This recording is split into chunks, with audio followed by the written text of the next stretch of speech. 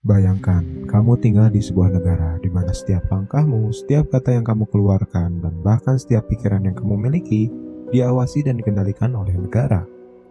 Sebuah tempat di mana kesalahan sekecil apapun bisa menghapus seluruh masa depanmu, bukan hanya untuk dirimu sendiri, tapi juga untuk keluarga dan orang-orang yang kamu cintai.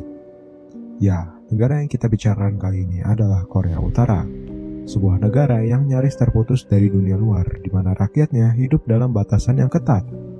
Mereka tidak memiliki kebebasan untuk menjelajahi internet, bahkan tidak tahu seperti apa kehidupan di luar perbatasan negaranya.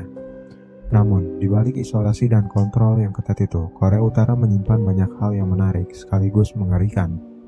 Dari mulai parade militernya yang megah dan penuh kebanggaan, potret para pemimpin yang menghiasi setiap sudut kota, hingga rakyatnya yang tampak hidup dalam keseragaman sempurna.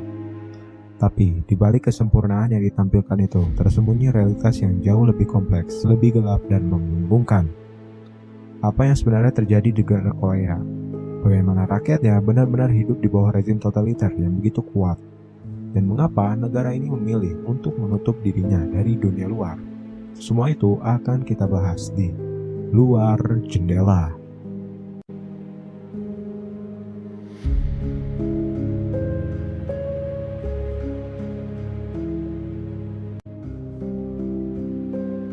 Selama 35 tahun lamanya, sejak tahun 1910, semenanjung Korea berada di bawah cengkraman kekuasaan Jepang. Masa itu adalah masa penuh penderitaan, kerja paksa, eksploitasi sumber daya, dan penindasan budaya. Namun, roda kekuasaan tidak pernah berhenti berputar. Agustus 1945, dunia sedang berada di bawah ambang perubahan besar. Uni Soviet yang sebelumnya berjanji kepada sekutu dalam konferensi Yalta menyatakan perang terhadap Jepang dan mulai bergerak cepat ke selatan, memasuki bagian utara Korea. Di sisi lain, Amerika Serikat menjatuhkan 2 bom atom di Hiroshima dan Nagasaki, yang akhirnya membuat Jepang menyerah tanpa syarat. Kekalahan Jepang menandai berakhirnya Perang Dunia II bagi rakyat Korea. Ini adalah momen pembebasan yang telah mereka tunggu selama puluhan tahun. Tapi sayangnya, kemerdekaan sejati tidak datang dengan mudah. Saat Jepang pergi, muncul kekosongan kekuasaan yang besar di berbagai daerah. Rakyat membentuk komite rakyat, kelompok lokal yang ingin mengatur wilayahnya sendiri.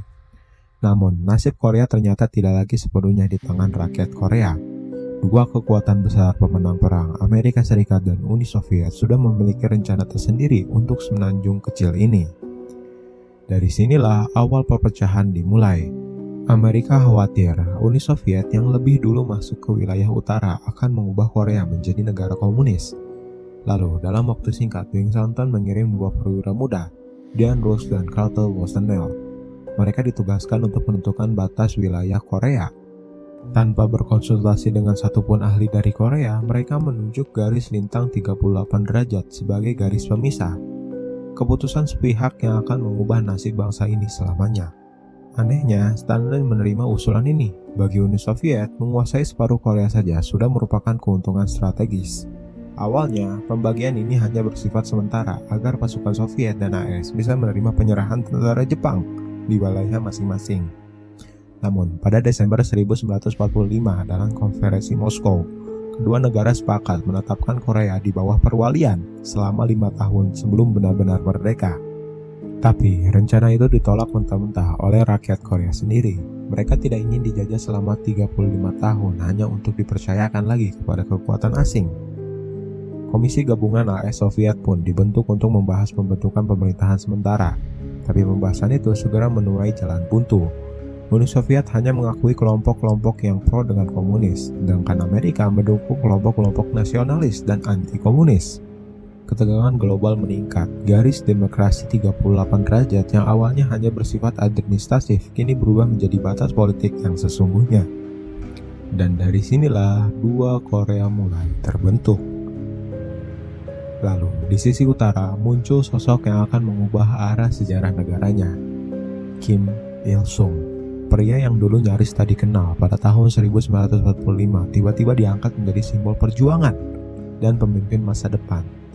Tapi, siapa sebenarnya dia? Kim Il-sung lahir dekat Pyongyang, lalu keluarganya pindah ke Manchuria melarikan diri dari pendudukan Jepang. Di sana, ia bergabung dengan gerilya anti-Jepang yang berafiliasi dengan Partai Komunis Cina.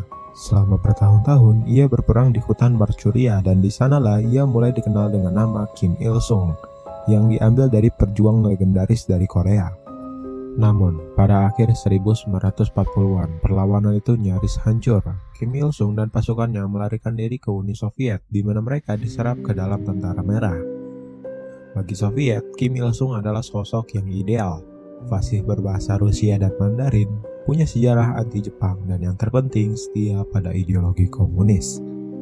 Saat Tentara Merah memasuki Korea pada Agustus 1945, mereka membawa Kim Il-sung kembali. Ia tiba di pelabuhan Wongsang mengenakan seragam perwira Tentara Merah, disambut sebagai pahlawan nasional. Uni Soviet segera menetapkan sebagai tokoh utama di wilayah utara. Pada 14 Oktober 1945, Kim Il-sung diperkenalkan secara resmi di Pyongyang sebagai pemimpin rakyat. Dengan dukungan penuh Soviet, ia mulai membangun fondasi kekuasaan. Ia memimpin Komite Rakyat Sementara, lalu mempersatukan berbagai partai kiri menjadi Partai Buruh Korea, yang kelak menjadi pusat kekuatan absolut di negara tersebut. Tak berhenti di situ, Kim juga membentuk Tentara Rakyat Korea dengan para perwiranya yang semua loyal padanya. Dalam beberapa tahun berikutnya, ia melakukan pembersihan politik besar-besaran. Lawan-lawan politiknya termasuk faksi Xi'an dan kelompok nasionalis dituduh sebagai pengkhianat dan dihapus dari sejarah. Dan pada tahun 1948 berdirilah Republik Demokratik Rakyat Korea dengan Kim Il-sung sebagai pemimpin tertingginya. Ia membangun negara berdasarkan model Stalinisme, menetapkan ideologi total kontrol dan memusatkan seluruh kekuasaan di tangannya sendiri. Dan puncaknya terjadi pada tahun 1950 saat Perang Korea meletus. Di titik ini, Kim Il-sung telah benar-benar mengokohkan kekuasaannya, membentuk dinasti politik yang masih bertahan hingga hari ini.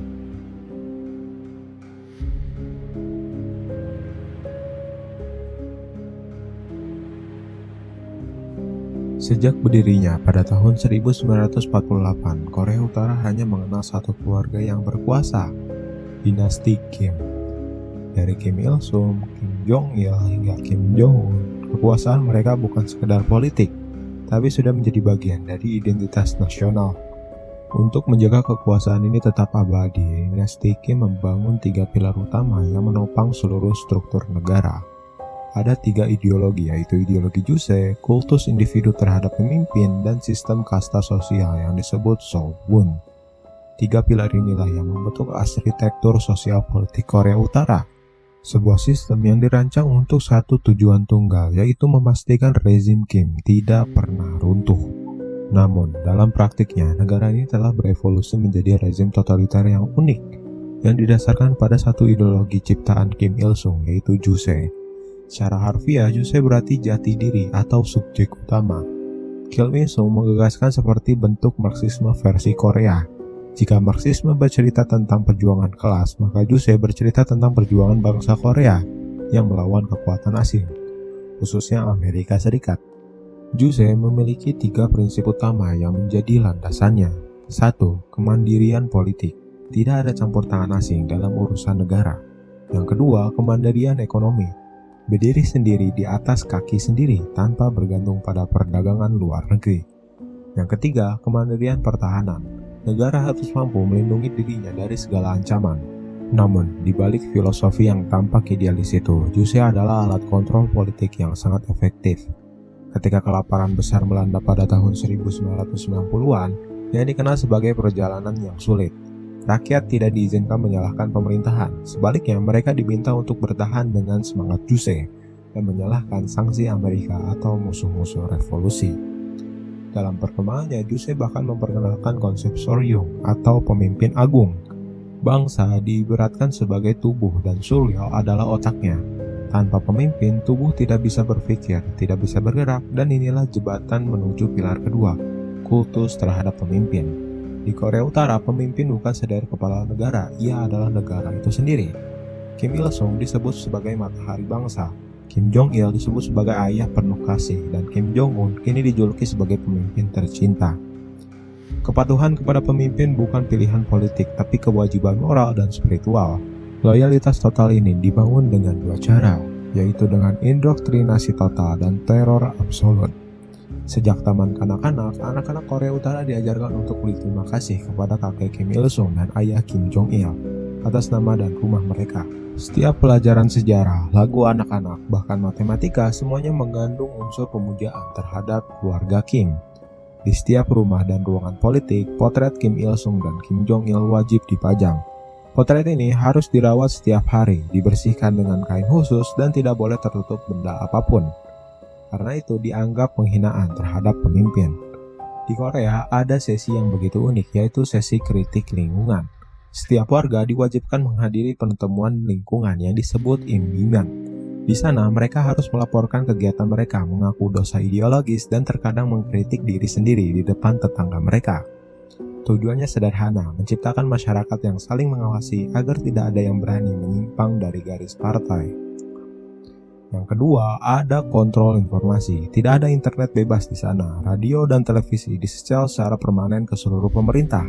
Menonton film Korea Selatan atau mendengar musik K-pop bukan sekadar pelanggaran, tapi itu adalah kejahatan politik.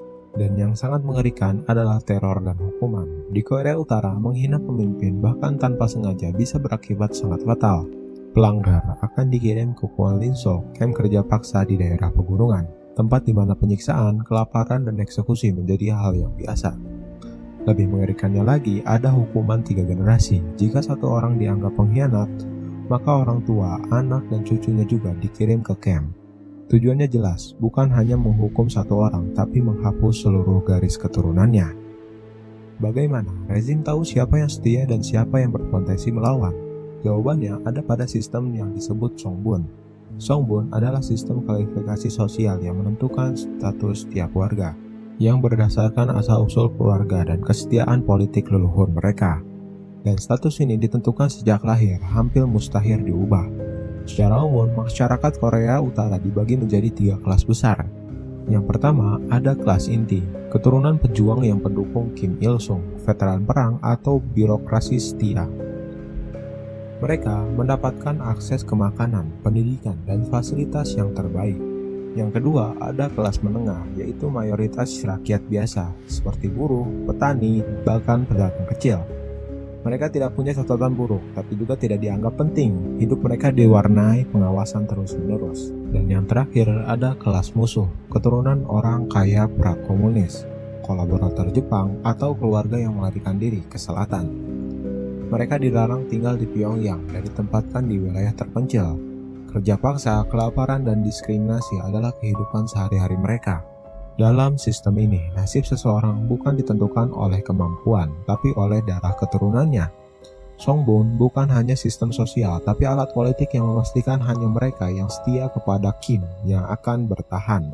Korea Utara bukan hanya sekedar negara dengan politik yang unik, ia adalah eksperimen sosial terbesar dalam kontrol total. Di bawah 3 pilar, Juse, kultus pemimpin, dan Songbun, rezim Kim berhasil menciptakan sistem yang membuat rakyatnya setia karena keyakinan dan diam karena ketakutan. Dalam dunia yang terus berubah, Korea Utara tetap menjadi simbol ekstrim dari kekuasaan absolut. Sebuah negara di mana politik telah menjadi agama dan pemimpinnya dianggap sebagai dewa.